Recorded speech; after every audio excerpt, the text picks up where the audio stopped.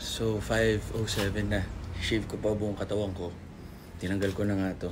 Tapos mag-shave na ako sa loob. Kaya na ito daanan ng blade. So, mamaya before and after tayo. Tignan natin kung kalait-lait pa rin. Na dapat talaga laitin na. Pasensya na, matanda na, 45. Sana naman. Ito tinanggal ko na para sa chest hair. Ayaw patanggal eh. Tapos ako pili. Okay. Yun. Dito ako. Tapos magwawalis ako ang kalat ko mamaya, sabi ni Mrs. Ayun, maraming salamat guys. Yun. Love na love. Thank you. Appreciate you all. Tama kayo, mali ako naman si Dr. Duo. Works for you. Happy, healthy guys. Talaga sobrang mabuhok ako. So ganito yung gawain ko. So, nag-commercial model ako ng 16 hanggang sa naging artista. Kaya hindi nyo nakikita yung mga buhok-buhok. Ayaw nila, hindi raw Filipino. So, kasi nga half-Iranian ako. Ayun. Oh, mga aso. Nangihinayang sa balbas ko.